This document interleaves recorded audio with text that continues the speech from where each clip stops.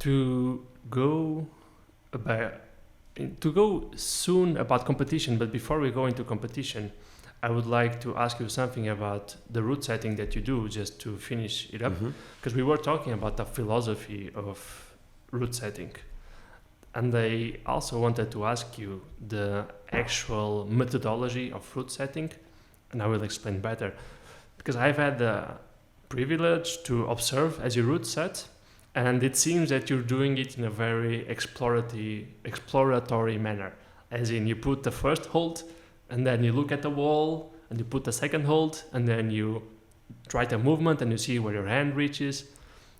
I wanted to know, like, is there something on your mind before you route Yeah. set, or you just really just explore and go with the flow and see how it? Well, it depends. There are different approaches. Um, I was talking with my wife yesterday, and it's funny because I was telling her that most of the time when I'm putting the kid to sleep, and it takes forever. Can you imagine? That's when I route set the most. In So- your mind. Yeah, most of the route setting happens there. Um, but I tend not to route set in a very strict way for me. That, like, again, it's about the movement, or I have like this 2-3 step sequence that I want to promote. When I'm actually on the gym setting, I have already this concept. I think about what will be the better space and the better holds to promote this.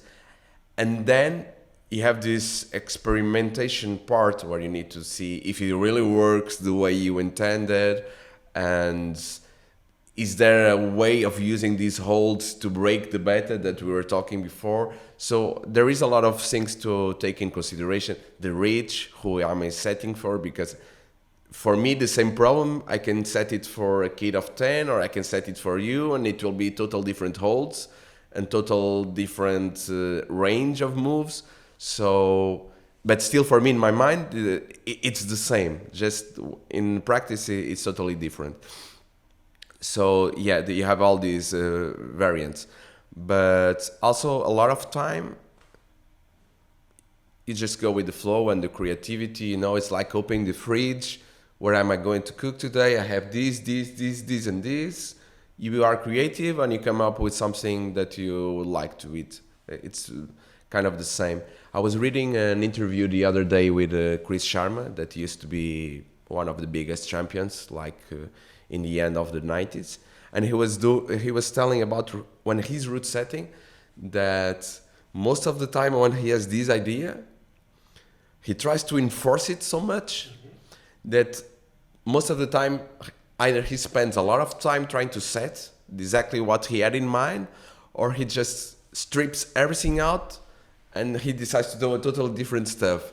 And he finds for him that the best way to set is just go with the flow. So he starts putting the holds, and it's also a very interesting way of setting. It's like what I would like to do when I get to this position, what I think it will be different, out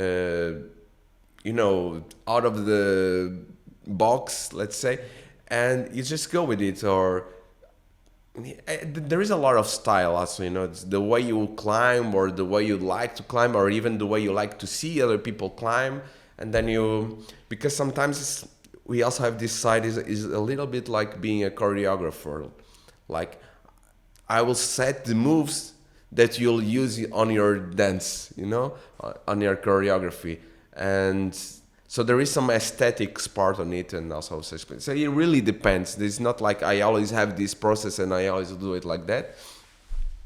And most of all, I think we need, as a route setter, we need to try to be as more flexible in the mindset as possible. Like, don't be afraid to try different stuff. Don't be afraid to put a tire or to have fun.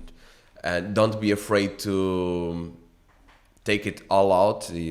But it's actually something that it's not very common for us when we're setting. It happens sometimes, but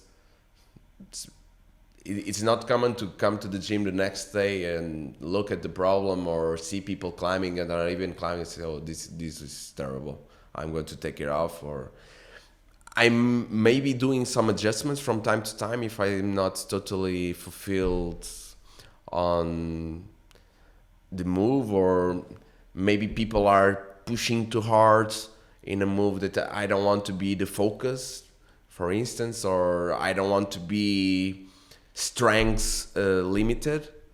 Let's say, like, if you're not strong enough, you cannot do it, and I don't want that, so I will change it, make it easier or make it harder. Try to balance the boulder, because there are different sections, and if this section is really hard, then it makes no sense to have a really easy part, and so I try to do something harder or more complex after it. But yeah, man.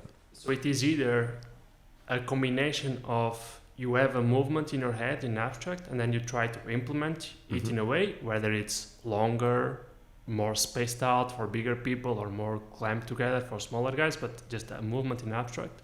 Or you just go with the flow and see what movement you would like to do next, which will be interesting to do. Actually, I don't know if many people noticed it, but normally when I set like 2 or 3 problems in a row, there will be a lot of common elements on both of them or on all of them, because I'm probably exploring these move and different ways of setting this move.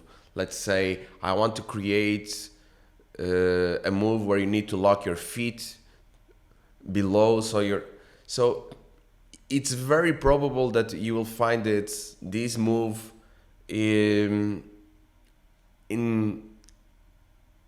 problems that were set really close to each other. Let's say, because I'm also learning and trying it out and see how it works, and I want to set these for adults, but I also want to set it for kids, because I want them to have the same experience and the same learning. So you will find this in. So the idea of the move is the same, but then when you put it in practice, it can show up in many different ways.